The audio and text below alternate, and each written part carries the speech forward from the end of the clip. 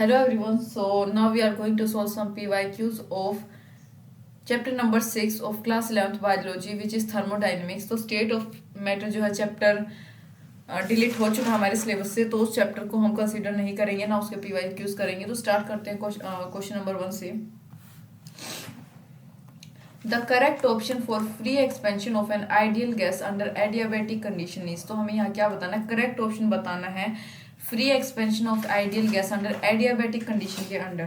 तो यहाँ पे देखो free expansion of free expansion of ideal gas यानी एक्सटर्नल प्रेशर क्या है यहाँ पे हमारे पास 0। फॉर्मूला क्या होता है, W is equal to minus P E X delta V, यानी कि ये क्या है 0। एडियाबेटिक प्रोसेस में जो एडियाबेटिक क्या होता है जिसमें कि हीट का ट्रांसफर यानी हीट Q 0 हो, ठीक है, Q की वैल्यू 0 हो। तो हम अपना फर्स्ट लॉ ऑफ थर्मोडायनेमिक्स लगाएंगे यहाँ पे, delta E is equal to Q plus W, ठीक है, ये फर्स्ट लॉ ऑफ थर्मोडायनेमिक्स है। इसके अनुसार डेल्टा ई यहाँ पे हमारे पास क्या है 0। तो यहाँ पे हम पुट करेंगे formula again, delta E is equal to N C V D T, ideal gas हमारा डेल्टा ई ऑलरेडी हम जानते हैं 0 है, क्यू 0 है, सो टेम्परेचर भी क्या हो गया 0 हो गया, तो डब्ल्यू भी क्या हो गया 0। तो यहाँ पे हमारे पास ऑप्शन नंबर डी करेक्ट होगा, Q is equal to 0, delta T 0 और W is also equal to 0।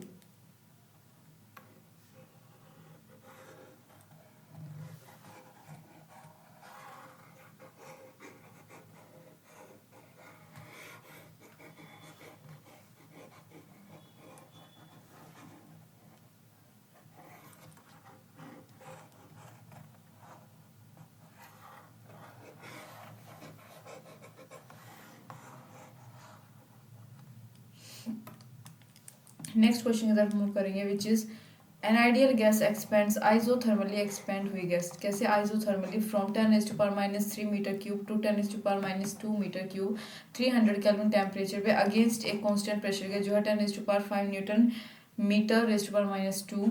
Work done बताना है गैस पे, work done on the gas is क्या होगा, क्या फॉर्मूला होता है, work done is equal to minus P E X यानी कि V final minus V initial लिखेंगे, सारी वैल्यूज दे रखी है -900 जूल आंसर आएगा, आपको बस इस फॉर्मूले में वैल्यूज पुट करनी है।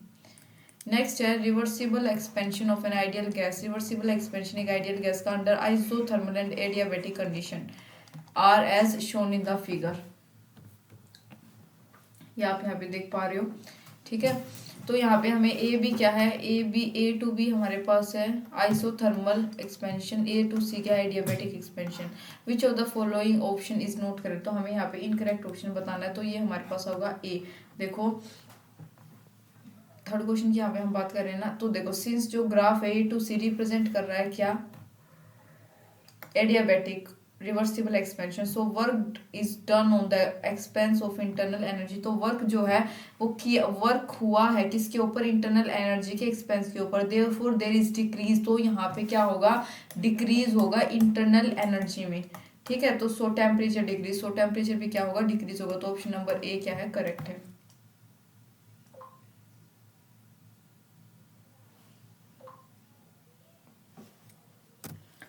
अब फोर्थ क्वेश्चन की तरफ मूव करेंगे, क्या है under isothermal condition, isothermal condition के under a gas at 300 kelvin expand करिए 0.1 लीटर से 0.25 litre against a constant external pressure of 2 bar, work done by gas, work done निकालना है बाय गैस कितना होगा, तो देखो फॉर्मूला क्या होता है, W is equal to minus P external V2 minus V1, ठीक है। क्या है इरिवर्सिबल आइसोथर्मल एक्सपेंशन, तो प्रेशर क्या है -2 0.25 माइनस ये वैल्यूज तो जो दे रखी हैं वही हमने पुट किया, आंसर आ गया -30 जूल। नेक्स्ट मूव करेंगे क्वेश्चन नंबर 5 पर। A gas is allowed to expand in a well insulated container, insulated वो कंटेनर वो होता है जो मतलब जहाँ से हीट या एनर्जी का एक्सचेंज ना हो, ठीक है।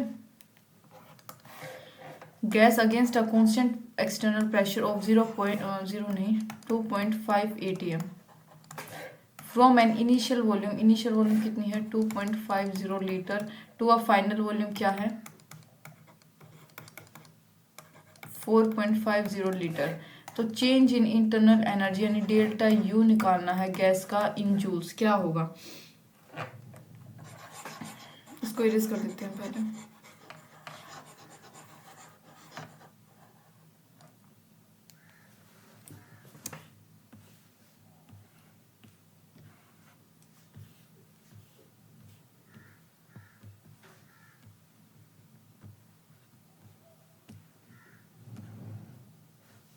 देखो यहाँ पे सोल्व करेंगे।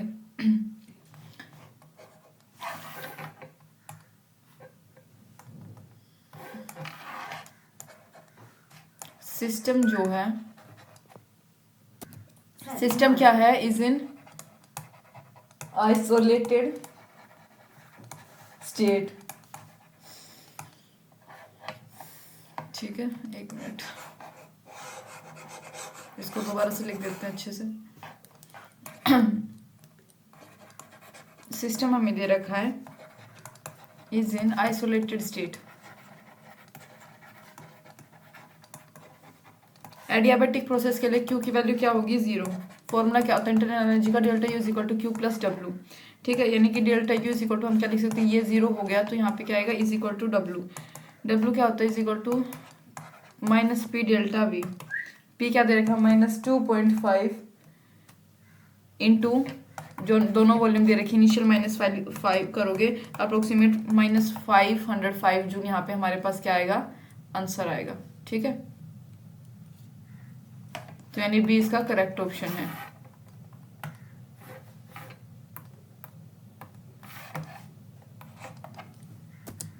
नेक्स्ट क्वेश्चन की तरफ मूव करेंगे, 6th। Heat of combustion of carbon to carbon dioxide is इतना। Heat released upon formation of 35.2 gram of CO2 from carbon and oxygen gases. तो हमें क्या बताना है, हीट रिलीज्ड बताना है। तो देखो यहाँ पे इसको बड़ा कर लेते हैं, आगे जूम इन करेंगे ताकि स्पेस बन सके सॉल्यूशन के लिए। ठीक है,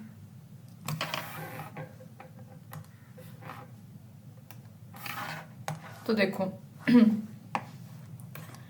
कार्बन प्लस ऑक्सीजन क्या बना, CO2। ठीक है, वैल्यू क्या दे रखी है, +393.5 किलो जूल पर मोल। राइट, कार्बन का मॉलिक्यूलर मास 12 ग्राम, CO2 का कितना होता है, 44 ग्राम, ये जानते हैं हम। तो क्या है, 44 ग्राम ऑफ CO2 जो है वो 44 ग्राम CO2 इज फॉर्म्ड कितने से बना है, 12 ग्राम कार्बन से। ठीक है, 12 ग्राम ऑफ कार्बन। राइट, तो यहाँ पे हम क्या लिखेंगे, 35.2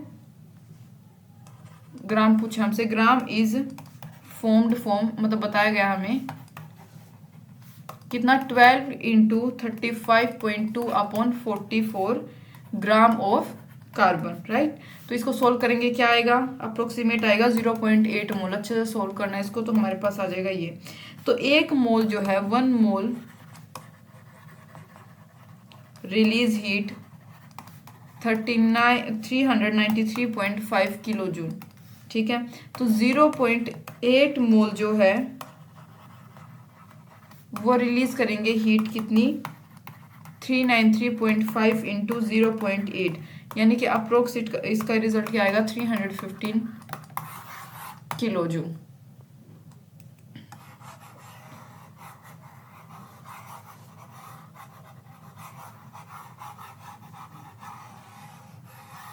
ठीक है, इसको इरेज करने की खैर कोई ज़रूरत थी नहीं।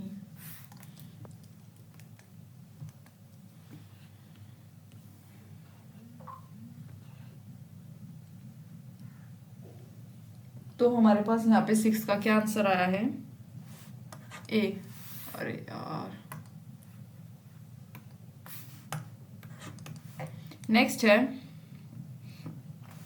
when 5 litre of gas mixture of methane and propane is perfectly combusted 0 degree celsius में, दोनों को परफेक्टली कंबस्ट कर दिया, और and 1 atmosphere, 16 litre of oxygen at the same temperature and pressure is consumed. 16 litre oxygen same temperature और pressure पे क्या हुआ, कंज्यूम हुआ। तो amount of heat release from this, इस कंबशन से कितनी अमाउंट ऑफ हीट जो है रिलीज हुई है किलो जूल में, वो निकालनी है हमें। CH4 और जो हमारे मीथेन का हमको दे रखी है वैल्यू इसमें ऑलरेडी। तो अगेन जूम इन कर लेंगे हम इसको। तो देखो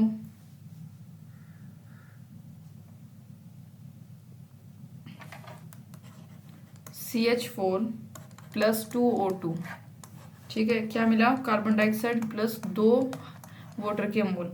यहाँ पे CH4 क्या है, X, तो इसको मान लेंगे 2X।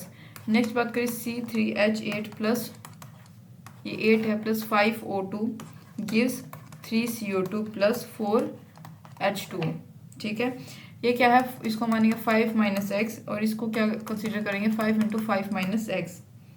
आगे मूव करेंगे तो हम इसको सोल्व करेंगे तो क्या आएगा 2x plus 5 into 5 minus X is equal to 60, यानी x is equal to 3 litre. Heat release निकालना है तो 3/22.4 इंटू क्या दे रखा है 890 हमें दे रखा है, प्लस में 2/22.4 अगेन लीटर, इंटू में जो उसकी दूसरी की है 2220 इज इक्वल टू आंसर आएगा 370।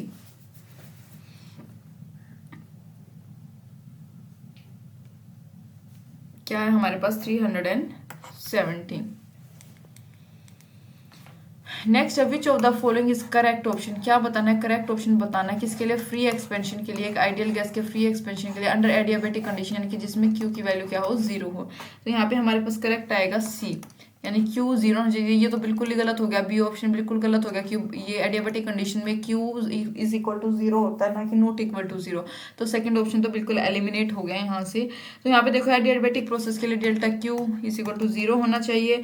फ्री एक्सपेंशन में जो एक्सटर्नल प्रेशर होता है, फ्री एक्सपेंशन वर्ड भी आपको याद रखना है, फ्री एक्सपेंशन में जो एक्सटर्नल प्रेशर होता है, हमेशा ध्यान रखना किसी भी न्यूमेरिकल में हो, एक्सटर्नल प्रेशर हमेशा क्या होता है, 0 होता है। तो 10 वर्क डन भी क्या होगा, 0 होगा। तो यानी कि delta E is equal to W is equal to क्या होगा, 0। अगर डेल्टा E की वैल्यू 0 तो डेल्टा T भी क्या होगा, 0। तो हमारे पास क्वेश्चन जो ऑप्शन नंबर 3 क्या है, करेक्ट है।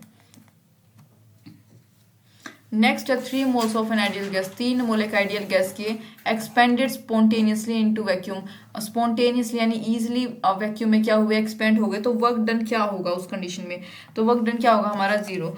जो आइडियल गैस है स्पॉन्टेनियस एक्सपेंशन के दौरान वैक्यूम में डज नॉट डू, उसने कोई भी एक्सटर्नल वर्क नहीं किया है, एक्सटर्नल वर्क हुआ ही नहीं है, तो वर्क डन कैसे कुछ हो जाएगा, तो यहाँ पे क्या हुआ, 0।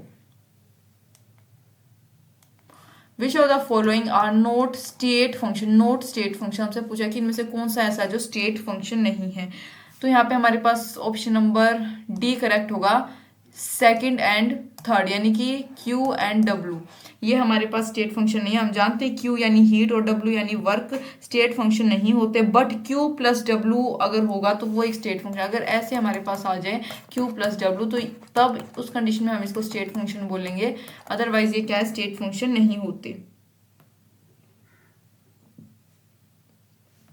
और H माइनस TS यानी कि दैट इज G, वो क्या होता है, वो भी एक स्टेट फंक्शन होता है। तो हमारे पास ये दोनों क्या है, स्टेट फंक्शन नहीं है। और स्टेट फंक्शन क्या होता है, जिसकी वैल्यू पाथ के इंडिपेंडेंट होती है, यानी कि पाथ पर डिपेंडेंट नहीं करे।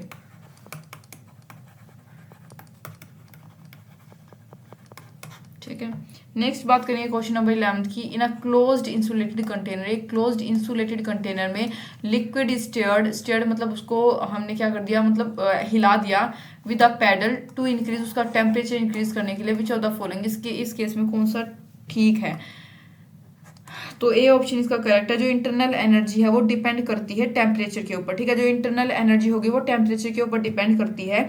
और फर्स्ट लॉ ऑफ थर्मोडायनेमिक्स के अनुसार जो टोटल एनर्जी होगी किसी भी आइसोलेटेड सिस्टम की वो हमेशा सेम रहती है, यानी कि एक सिस्टम में जिसका मास जिसमें कॉन्स्टेंट हो, एनर्जी ना तो क्रिएट कर सकते हम ना एनर्जी को डिस्ट्रॉय कर सकते, किसी भी फिजिकल केमिकल चेंज से नहीं हो सकता ऐसा, बट कैन बी, लेकिन सिर्फ हम उसको क्या कर सकते हैं, ट्रांसफॉर्म कर सकते हैं एक फॉर्म से दूसरी फॉर्म में, यानी कि क्या लिखते हैं हम, delta E is equal to Q plus W, यानी कि एक क्लोज्ड इंसुलेटर, क्लोज्ड अगर इंसुलेटेड कंटेनर है तो उस केस में Q की वैल्यू क्या होती है, 0 होती है। सो डेल्टा E किसके इक्वल हो जाएगा, प्लस W के, यानी कि वर्क किसके सिस्टम के ऊपर हो रहा है।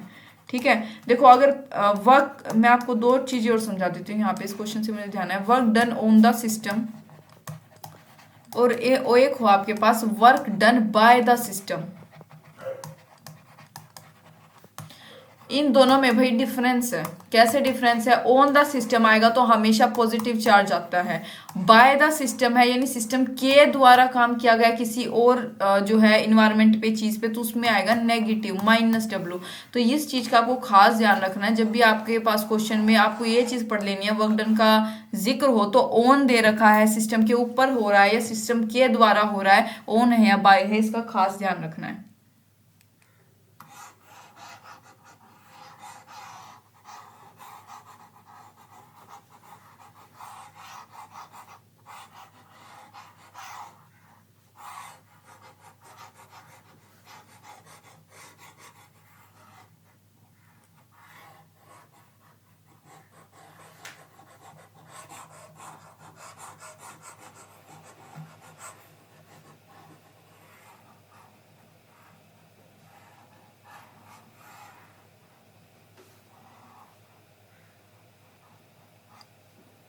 नेक्स्ट बात करेंगे क्वेश्चन नंबर 12 की।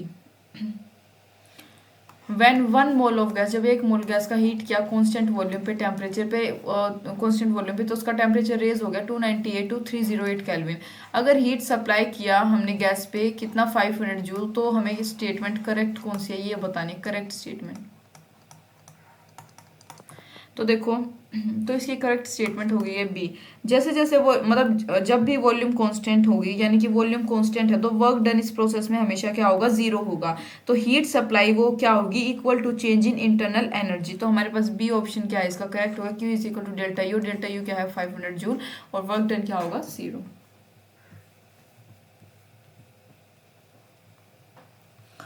Adiabatic expansion of an ideal gas is accompanied by, जो एडियाबेटिक एक्सपेंशन है किसी भी आइडियल गैस का, इसका अकम्पेन्ड बाय, तो वो किसके द्वारा अकम्पेन्ड है, तो इसका डिक्रीज इन डेल्टा ई। देखो डेल्टा ई क्या होता है, is equal to delta Q minus W.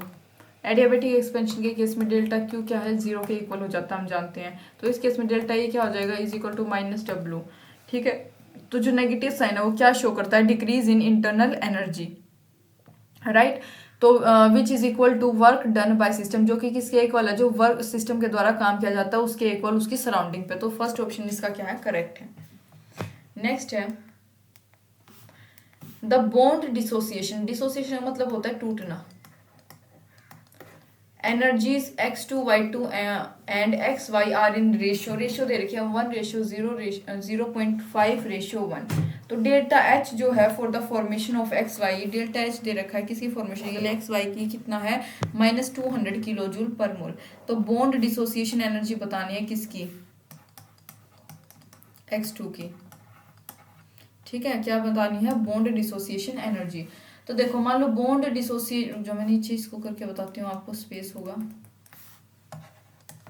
जो बॉन्ड एनर्जी है x2 की, y2 की एंड xy की, r क्या है, वो x किलो जूल हम उसको कंसीडर कर लेते हैं। ठीक है, तो 0.5x किलो जूल मोल -1 और and respectively x kilo joule. ठीक है, ये हमने मान लिया। तो यहाँ पे हम क्या लिखेंगे, half x2 plus half y2 क्या देगा, xy। ठीक है, इन दोनों का एसोसिएशन। और डेल्टा एच की वैल्यू क्या दे रखी है, -200 किलो जूल पर मोल। तो डेल्टा एच का फॉर्मूला इज इक्वल टू -200। उसके बाद बॉन्ड एनर्जी रिएक्टेंट की, जो रिएक्टेंट की बॉन्ड एनर्जी है उसको हम सब्ट्रैक्ट करेंगे प्रोडक्ट की बॉन्ड एनर्जी के साथ। तो हमारे साथ सोल्व करके हमारे पास जो है सोल्व करके आंसर आएगा x is equal to 800 kilo joule per mole. पहले इसको इरेज कर देते हैं।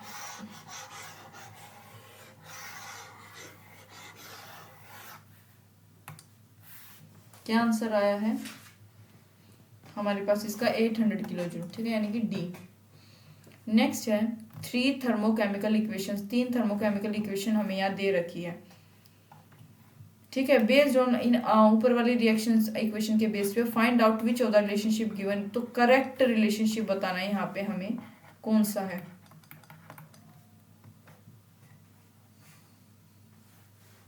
यहाँ पे हम हिस रूल लगाएंगे, हिस रूल। यहाँ पे हालांकि डैश भी होता है पर ये इसको हैसेस रूल, सॉरी हैसेस लॉ इसको हम बोलेंगे। लॉ इक्वेशन हम यहाँ लगाएंगे।